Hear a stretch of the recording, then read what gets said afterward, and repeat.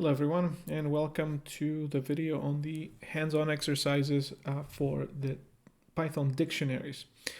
So the main goal of this exercise was to utilize the self-discovery feature of Python, meaning that by using tab completion and the documentation that's available, we can discover new functionality. So let's start out by the first exercise, which was asking to write a function that sorts a dictionary by value. And you'll remember that the dictionary is essentially a sequence of pairs of the key and the value. And the value can be anything. The key can be anything, but usually it's either a number or a string. So let's start out by having a dictionary, and in this case, let's say A will have 1.2, and let's see, B will have 2.3, and then C will have 0.1. So if we print that out, and let me just zoom in here, there we go. So we got X, and you can see we have the three different values, and we can also extract just one of them like this. So one thing we want to do is, first of all, see whether there's a sort function within the dictionary. And as you remember, everything is an object, so we type dot, and then we do the tab completion. So let's look for a function that's might be sorted. Well, we don't really see anything. Fine. So we can't see anything here, but let's look for something that would start with sort. So let's type SO, and there we go. The only thing that we can get is sorted. Obviously, you could have just Googled it, but here we're going to rely on the Python documentation. So let's run this and see the documentation for sorted. And sorted will return a new list containing all items from the iterable. You'll remember that iterable is any type of sequence in Python in ascending order. And what's interesting here, and this is going to come back, it says a custom key function can be supplied to customize the sort order, and the reverse flag can be set to request the result in descending order. So we have two optional arguments here, key and reverse.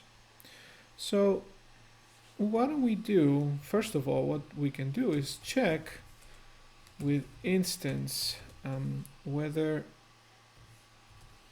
this is an iterable. And remember that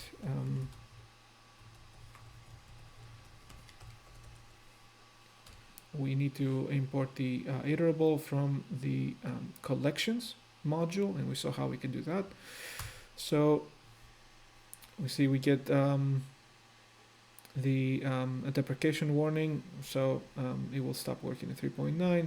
So the better way to do it, and you'll get these from time to time, we can do, import collections iterable, and we can get rid of this. But anyway, we see that X is an iterable. So actually, we can just type this, and it should work. Well, we're getting A, B, and C. So instead of getting the values sorted, we're getting the keys sorted. And this has to do with the fact that whenever we're iterating over X, if we do not supply anything else, it will give us the keys back. And let's look at that by just iterating over X. See, we get A, B, and C. Now, we did see that we can actually grab the values of X. We can also grab the keys explicitly, although we saw that with just X it will give us the same thing. So we can do this for X values, and we get the values. So theoretically, again, we can call sorted X values. All right, better. Now we're getting the values, so we can sort the dictionary, but now we're only getting the values, so we don't really know what the key was. So how do we solve this? Well, this is where the optional arguments for sorted come. So let's take a look again at the documentation. So we have sorted here, and this is what we're looking for, key, which is the custom key function. Now, what we do want is we want to be able to call sorted with the entire X dictionary, not just the values. Because what the values will do, let's take a look here. So let's say that we want a list of the values. So when we're calling sorted with X values, it sorts through this list, so it loses any information it has about the keys. So we want to be able to pass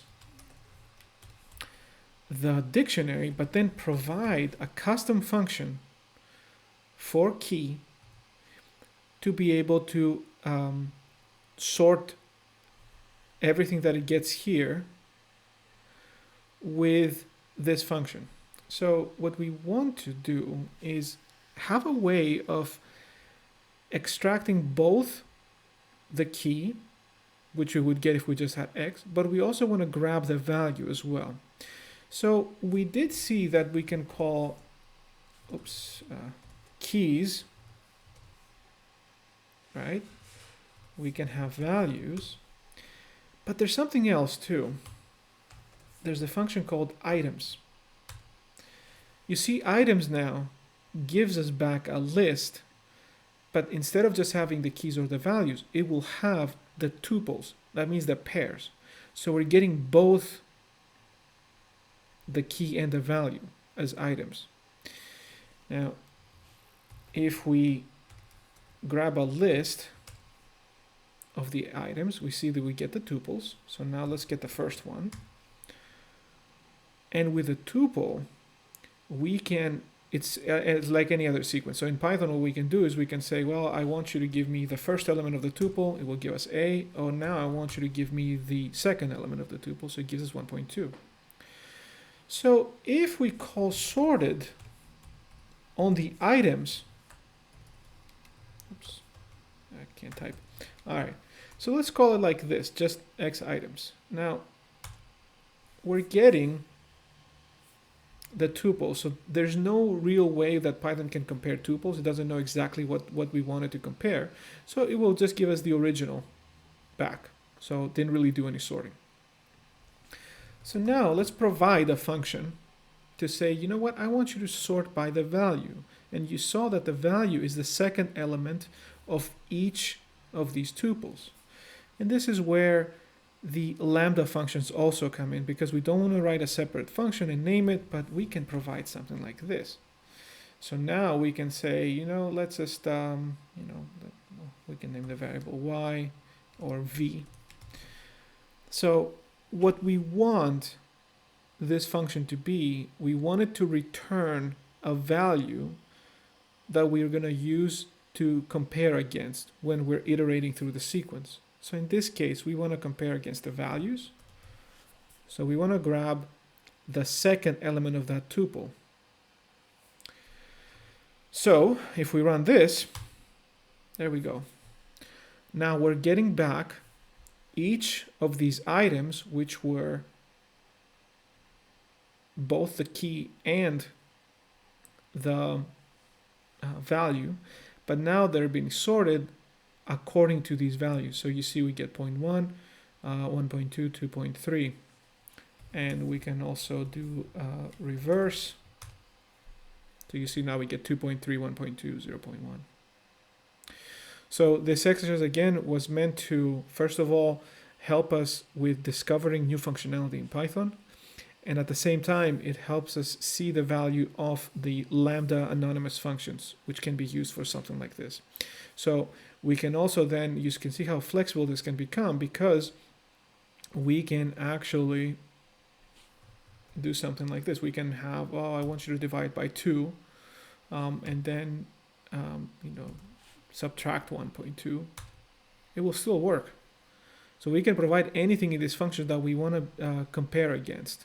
So if we did, for example, v0, now we're getting A, B, and C. So we now essentially replicate the functionality of just calling sorted with just X. Okay, so that's that. We can write it into a function. Let's see here. So sort by value, and then it gets an X. So we return sorted X items, and there we go here. Delete these, and there we go. This is our function. If you remember, also we can provide a docstring here. Sort dictionary by value. So we have the help. There's a couple of more things we can do. We can, for example, test if X is a dictionary. If it's not, then we don't do anything, and so forth.